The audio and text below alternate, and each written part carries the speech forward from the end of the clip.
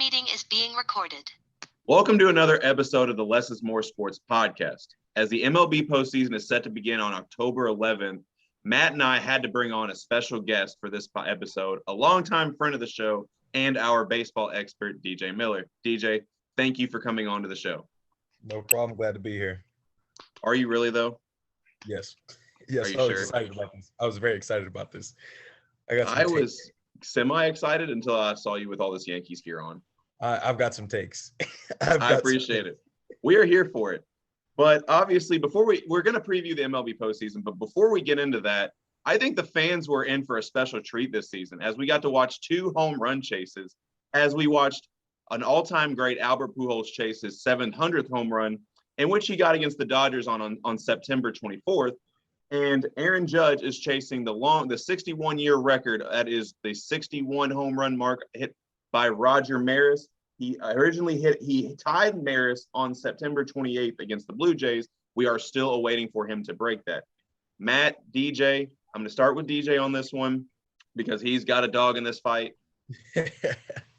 How much does this mean for the fans to have something like this to follow throughout the course of the season? Just from my perspective and watching the whole season unfold, you go into the beginning of the season, Judge basically just, betting on himself and just not taking the Yankees deal and just saying that, I know what I'm worth. And he goes out and proves, and by having one of the greatest offensive seasons of all time, and not just doing it with being up there with the Triple Crown consideration. He's doing it while still being the same guy, still being incredibly humble. People just love him. I'm seeing fans who usually don't watch baseball, when ESPN tunes in to watch his at-bats, people are rooting for him to get the home runs, not because they just want him off the screen, but just because, they want to see history. And it's really bringing baseball back to being America's pastime. And then you got Albert going out today, just 20 minutes ago, hitting 702, stuff like that. Just this means a lot, for Albert to really go out there, a guy who always, played the game the right way and really revamped his swing in the past 2 seasons. And it's really working out for him here late in the second half of this season. I feel like he's really found his new swing, and is really just being the player that everybody knew he could get back to. With this new little leg kick that he had to adapt. He's been adapting these past 3-4 years. He's really able to finally now generate enough power to hit the balls out consistently while still bearing the ball up and getting singles and doubles. Matt, what you got to add to that? Because I know you got plenty to say. Really? What's that supposed to mean, Les? That you're full of knowledge. That was a compliment. Okay. Yeah, sure. Okay. Everything he said is totally correct here.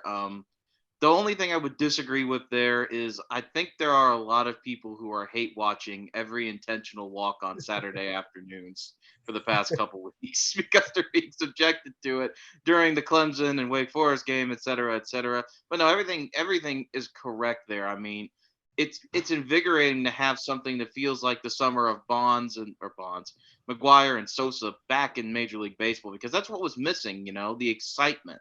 And now there's something exciting happening, and that's pretty much all baseball needs, is to have a big player in the biggest market with the biggest fan base do something incredibly historical to get eyeballs back on the screen.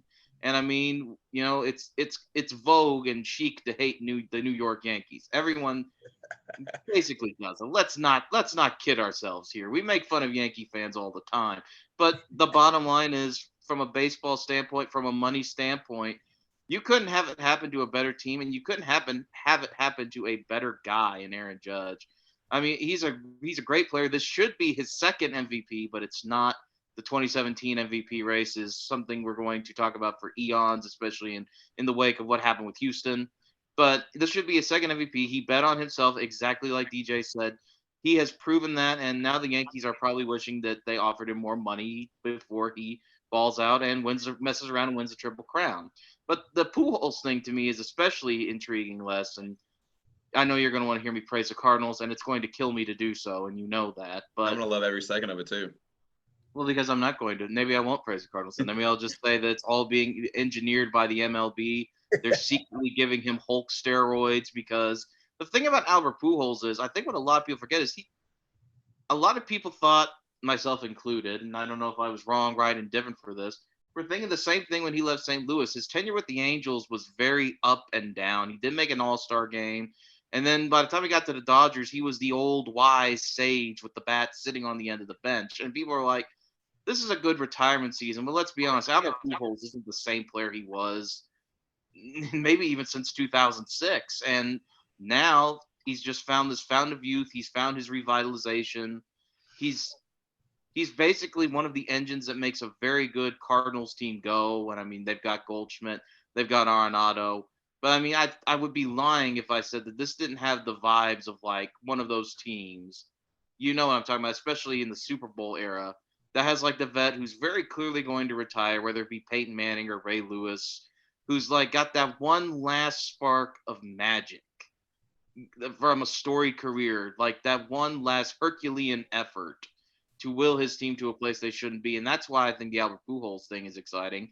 And once again, although it's a smaller market team, we can't kid ourselves about the devotion of the St. Louis Cardinals fan base. And talking great about Cardinals and Yankees fans is making me sick to my stomach.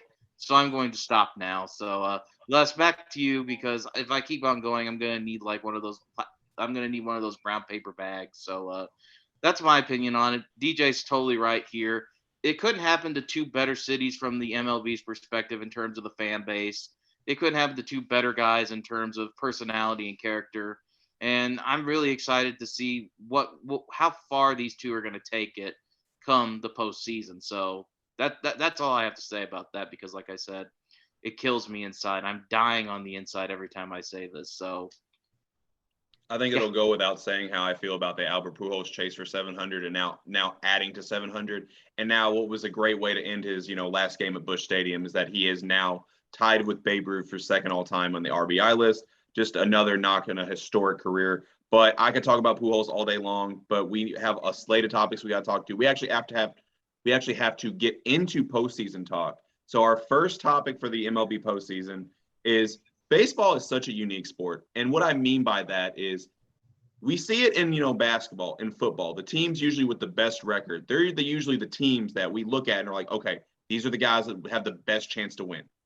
Baseball's not so much like that. So I'm going to start by taking the two teams with the best record on each side, on both the AL and the NL, and look at the Los Angeles Dodgers and the Houston Astros. Do either one of those teams, do you all have a legitimate shot to win the World Series? Matt, I'm going to start with you on this one. Oh, yeah, I think they both do. I mean, the thing about baseball especially is that, like, although none of what we predict ever happens, the popular phrase is baseball doesn't exist. Everybody's got a shot. And when they've expanded the playoffs now, it'll be interesting to see how this causes an adjustment to the game, because everybody has a shot in baseball. If you have a guy get hot at the right time, if you have a pitcher get hot, a batter get hot, it's amazing to see just how far your team can go. And when it comes to what are we talking about? Houston and the Dodgers. The Dodgers. Okay. The Dodgers and the Astros have been around forever and a day. They're in like year three of like being like the absolute odds-on favorite year in and year out, along with the Yankees, along with other teams. And I mean, they both have a great shot. I mean, you can't look at that Dodger lineup and think that it's not one of the best in baseball. I mean, there were people saying it may be the best of all time, which I didn't agree with at the start of the season. And I mean, you look at the Houston Astros roster, they lost guys, and they've replaced them with dudes who just look as good. So, and of course, we're forgetting another ageless wonder here, a guy who may win the Cy Young in spite of the fact I don't know how old he is now, and Justin Verlander. So, I mean, these teams are very well constructed. They're complete, but baseball doesn't exist. That's the rule. So these teams have a shot, but anything can happen. And that's the fun of baseball, is that you never know. It could be like it's never going to be a full wash going forward. It's going to be a 7-game series where some guy who maybe batted 3 times for either team ends up like killing a team that's the 1 seed. And that's just how it is, because baseball's fun that way in the postseason. DJ, I'm going to ask you the same question, and I'm going to force you to talk about a team I know you love so much, in the Houston Astros. So, DJ, what are your thoughts? So I'm going to shock the world here, and I'm going to say the Dodgers have the second worst chance to win the World Series this year going into the playoffs. And I got some reasons why. And that is because of being lulled to sleep. That is the biggest issue with any team that has ever come into the postseason. You come in hot, everybody's been winning. But the biggest issue that they've been facing right now is the fact that they've been struggling offensively under the radar.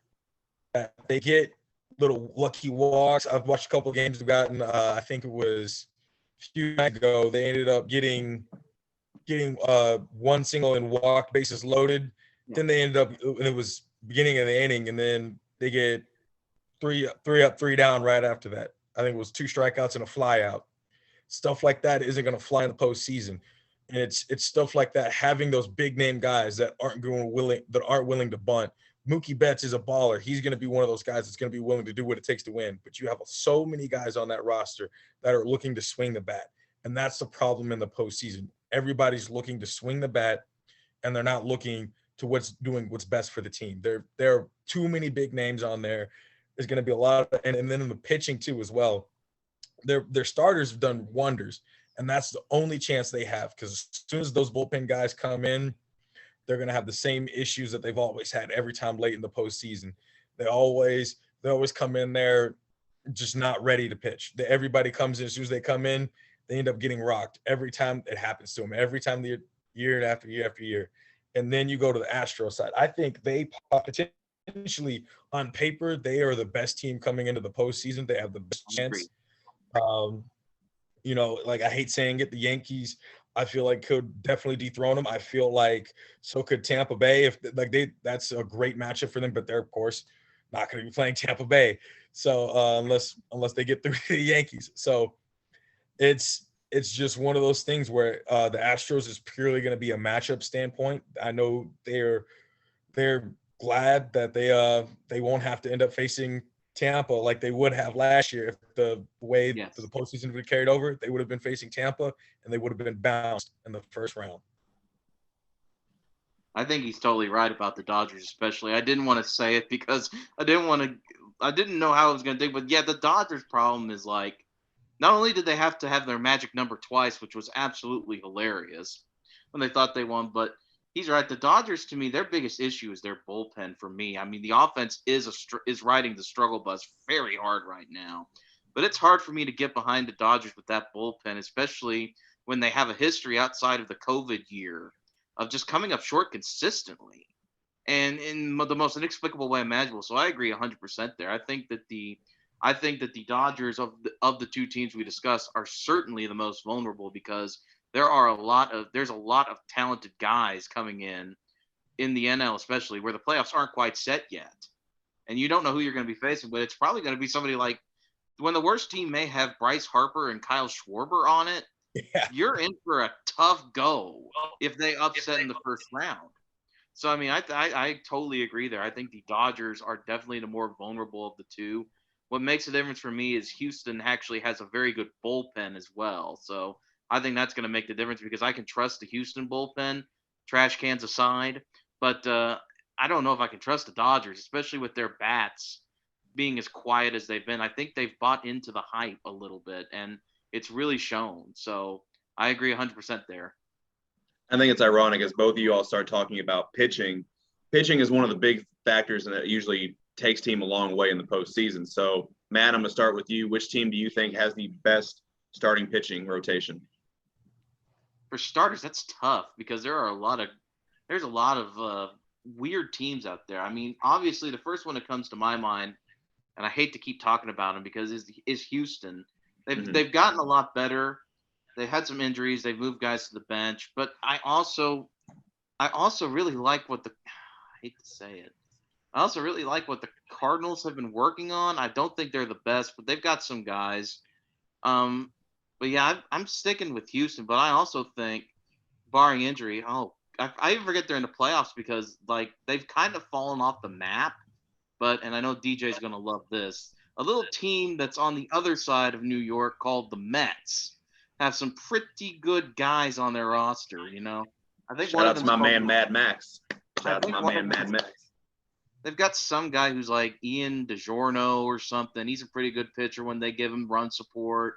So there are a couple good teams out there. I tend to lean I tend to lean Mets because I really love Max Scherzer. He's probably my favorite baseball player out there just because of the way he intensely plays the game.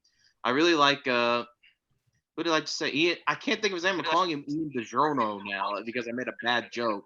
Jacob DeGrom, he's a good one. I mean, when you have two front end guys like that, the rest of the team falls into place. So I'm leaning Mets, but I can easily be wrong because baseball playoffs are a complete crapshoot. But I'm going to say Mets for now. And when it comes to bullpen, I'm going to say Houston. And then I'm going to laugh so hard when I'm wrong and these guys get absolutely blown up by the Padres. So those are my picks. I mean, I have nothing to say other than star power. And like I said, the problem with the Mets is they just don't give DeGrom run support anymore. So we'll see how it goes. But I mean, the Yankees have a good team too. The Yankees have a good rotation too. I mean, everybody. You don't get this. The only team that's gotten this far in baseball with a mediocre rotation are the Blue Jays. So DJ, who do you got? Best pitching rotation? So, best pitching rotation overall, I got to go Tampa Bay. They're probably the only team with, if you look at it, nobody really has a convincing better starting core besides the Astros, I would say. And then you go to the bullpen, they just don't, and they just don't have the personnel that Tampa Bay has. And it's not so much that Tampa Bay has the biggest name pitchers, it's the fact that they don't walk people, and that's true. The biggest separator for any team in the postseason, not walking people, not giving up free bases. And that's why Tampa Bay is always so effective in the postseason. They will lose, some games in the regular season because, little couple dink hits there, here and there. It's, the baseball is a funny game like that. The harder you hit it, the less likely you are to get hit. And that's actually like a funny thing that, a lot of baseball players always say, the harder you hit it, the more likely you are going to be out. And so it's just they don't walk people, they don't give you free bases, and their defense doesn't make errors. Now, will they get run support? I'm not touching that for Tampa Bay. They're very wishy-washy on that. They either do or they don't. And then as far as starters, I gotta say it's Mets, Tampa, and the Astros just nudging a little bit over the Astros. Just a slight edge, just with the way Justin Verlander's been virtually unavailable. Like, I mean, just having a guy like that where he's going to go 7 to 8 innings and just shove it down your throat all 7 to 8 innings. That's just something that you no other team's replicating really, that no one has. They don't either. They have a guy that can shove it down your throat. It's just not as long. And that's what the difference is. And, pretty much like in the bullpen, of course, you got to give that to Tampa. Hey, DJ, did the Rays put somebody on the IL the other day though, or? I think they did. I got their stats up somewhere. Let's see. I looked it up. I couldn't remember it though. I think somebody got. That's why I said the Mets, is I thought they put somebody on the IL the other day. I don't remember whom though. I'm trying to look at the name and see if anyone jumps out at me. Was it a reliever? Yeah, I think it was. Yeah, because when I saw it on the bottom of SportsCenter, I was like, "Uh-oh," and then, like I said, I just can't remember it. Then it's either. It's been a week. I think it's got to be Jalen Becks. Yeah, that's it. Yeah, Jalen Becks. Okay. Yeah, another good one. He's a guy. One of the guys that we're talking about doesn't walk people a lot. Gets a lot of strikes out. A lot of swing and misses with him, and he throws strikes. That's hard to come by. All right. So moving on to the next category. As important as pitching is in the postseason, at the end of the day, you still got to put points on the board. So DJ, I'm going to start with you. Which team is the most intriguing swinging the bat? Oh, man, we already know. Yeah, Yankees, that's why I started with you. Yankees are definitely far, far, far better, the best hitting team when it comes to postseason, and because of two names, and that is because of Aaron Judge, obviously, and then number 2, Oswaldo Cabrera.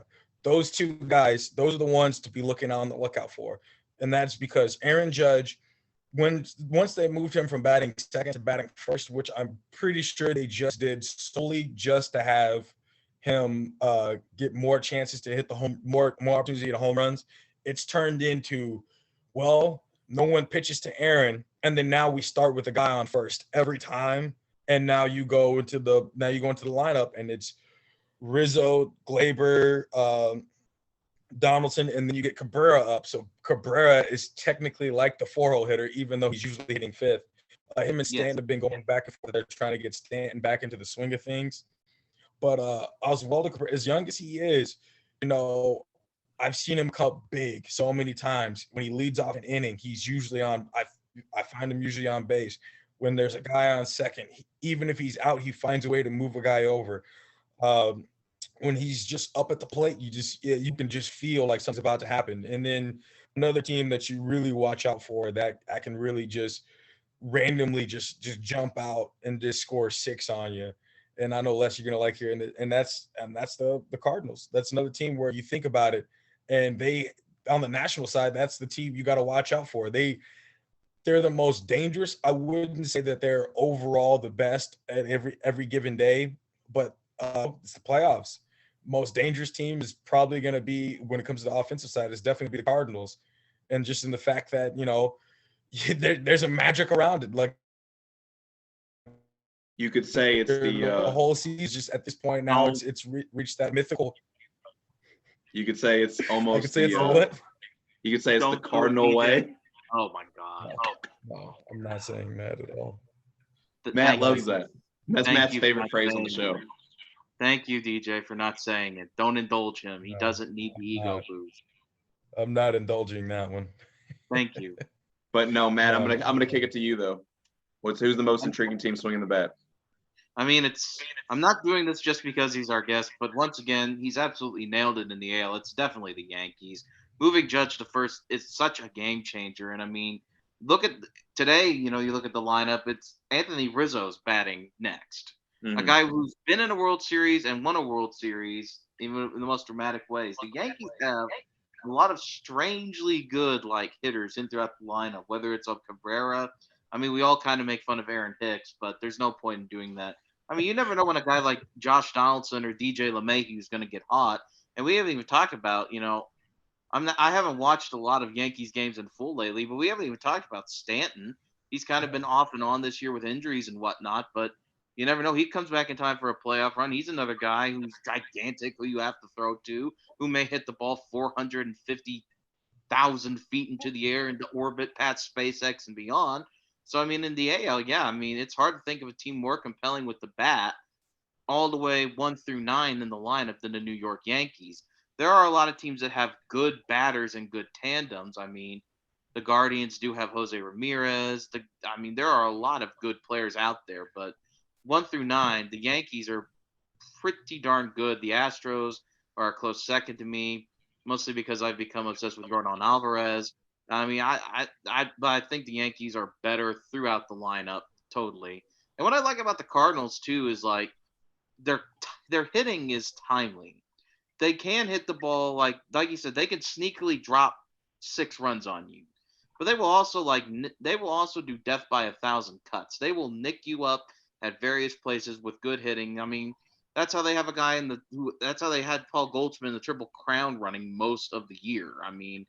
So that lineup's pretty good, but the reason why I like those 2 lineups is consistency. There are a lot of really good lineups in terms of just wow factor out there. I mean, the Phillies have one of the most wow factor lineups out there. They've got Bryce Harper, Kyle Schwarber, JT Realmuto, and yet they're struggling to get in the playoffs right now. They could easily just give their place to the Milwaukee Brewers, and there's something to be said for a lineup that's good 1 through 9.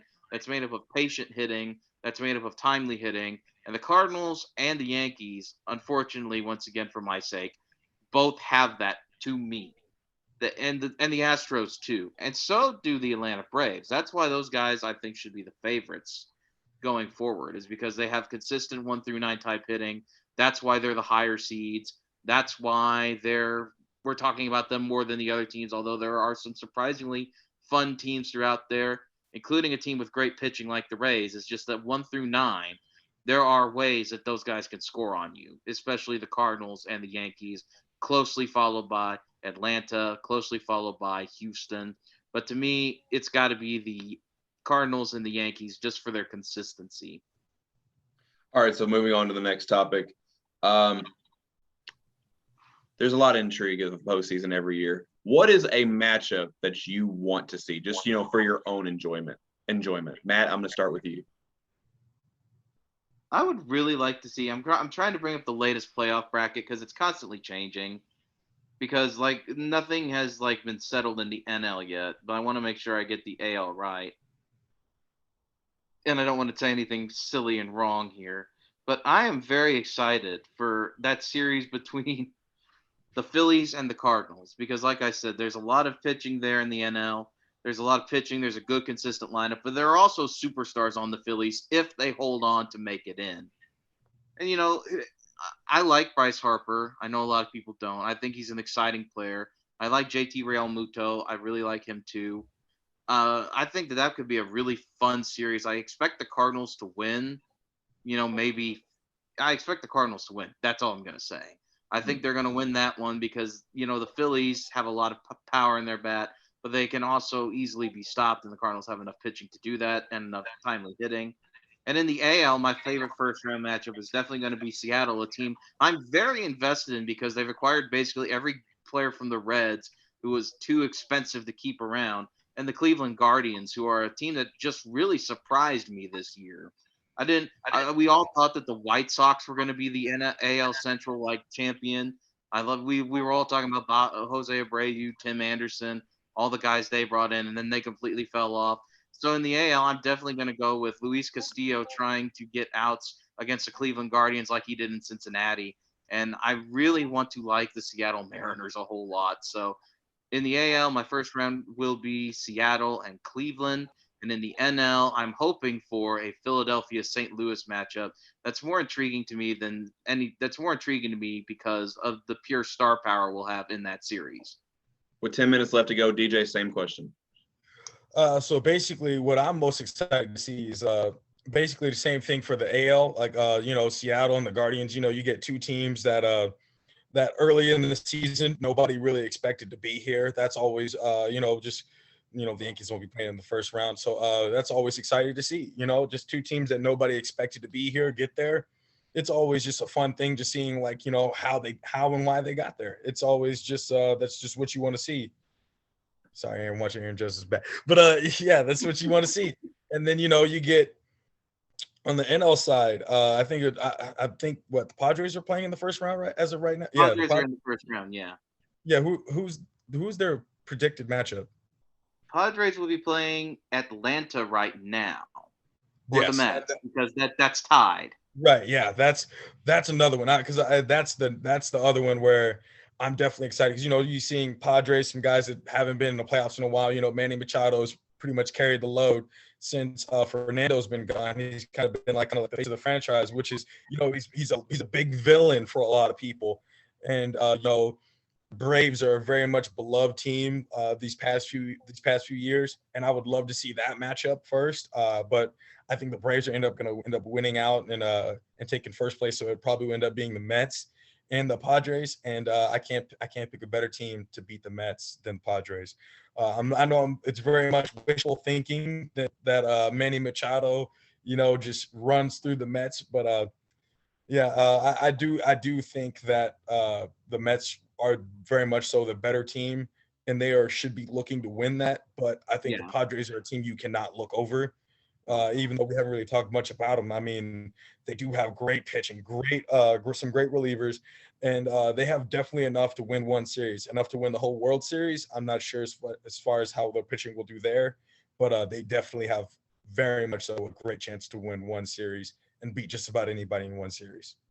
All right, 7 minutes left. DJ, who is your World Series prediction? World Series prediction. I'm trying not to say the team I want to say. Say the team you want to say. That's encouraged. For the American League, for the American League, let me knock on wood. I've been known to jinx them. I feel like The Yankees. I do honestly believe that this is the year. This is the time that just watching the way the games have gone. You go beginning of the season, of course, when they got hot, they were far beyond the best team in baseball. It seemed like they were just mythical.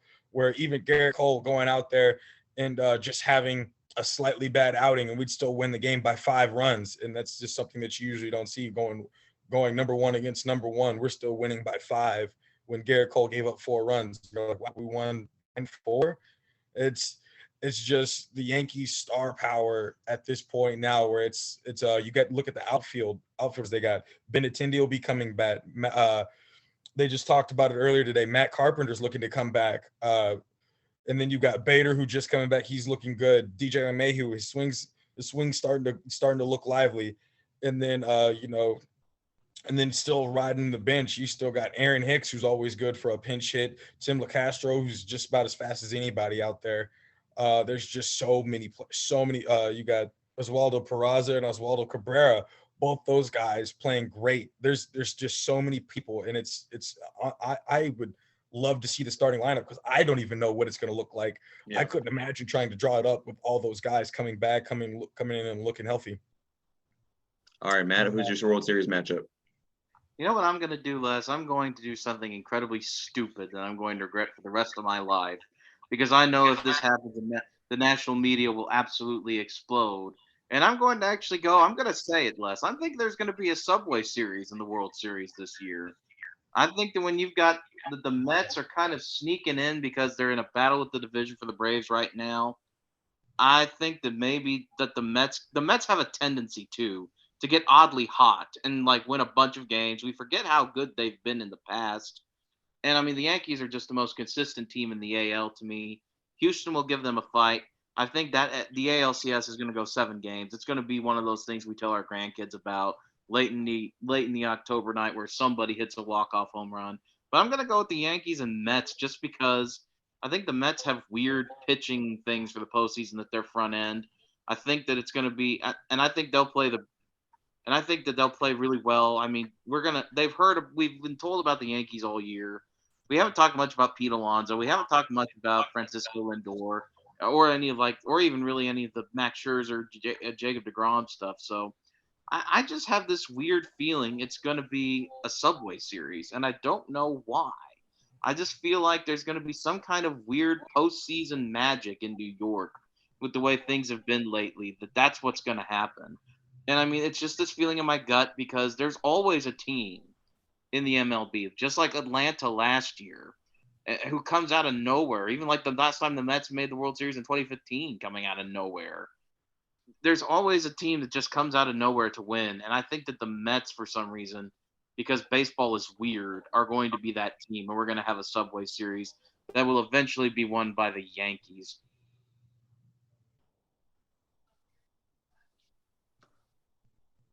As you all know, as a fan, I am a Cardinals fan. But as a podcast host, I am a fan of narratives. Is he self-aware? And I think the narrative that I want to see for the World Series has to be a matchup between the 2 home run chases we've been following all season. We have Yankees and Cardinals. And what better way to send Albert off in style? Send an all-time great out with another World Series ring. I have the Cardinals over the Yankees. Another ring? We're going to say another ring? And I didn't say my National League team. My National League team was the Braves. I think it's going to be Braves and Yankees. That is a fair matchup. So we both like the NL East. That's a good sign for the NL East. Secondly, if that happens, the MLB is rigged, and you can't convince me otherwise. That's great, because you know what? That is one of our narratives, that sports are rigged. Yeah, that's true. That is what we do on this podcast, Matt. We talk about narratives. For embracing it. I'm sorry. I should have never let him do that podcast of sports conspiracies. Oy what have I done? That was one of our best episodes just because everybody loved talking about Bishop Sycamore and that conspiracy, how they conspired their way to playing in a national tournament. That's just crazy. Oh boy. The World Series will not be played at 3 a.m., thank God. It will not be played at 3 a.m. And it will not be in Alaska. Yeah, That much we do know. I would prefer to not be at 3 a.m. because I'm watching. I'm mean- especially the Yankees. I'm there watching. You know, I'm still not making enough off this podcast. I still have to go to work, so I definitely don't want it to be at 3 a.m. because that is way past my bedtime. And Just gonna also, DVR the entire World Series. I think it's also safe to say that Emperor Bean is a baseball fan because he has been sitting here the entire time and has not judged any of us. So Yeah. I know he's such a good boy. He's been He's watching the the Yankees. I think He's almost I think got a it's funny pinstripe color to him. If you think about it, he's almost got the He pinstripe. does. He does have a pinstripe look. I mean, and he's got a little heart mark too, so maybe that's his way of saying he loves the Yankees. Exactly. No, See, watch, Bean we're knows gonna what's up. We're gonna have to have a conversation, bud. He It likes turns his out own. that he's actually a Padres fan. Right, he's gonna shock the world and be like, "No, I'm a Mets fan." Oh no, Mr. The other Subway team. All right, Mr. Net's head looks like a baseball. He chases the baseball. It makes sense. as we reach less than a minute to go, I want to thank DJ again for coming onto the podcast. As always, like and subscribe to Less is More Sports YouTube and Spotify channel. Follow Less is More Sports on Facebook and Twitter. And once again, Matt and I are out. As long as I don't have to do the gritty. You're safe for now. Yes. Oh, I'm gonna have to fill DJ in after the show on that one. Yeah, that was Yes, I didn't you are. even know what that was about. You don't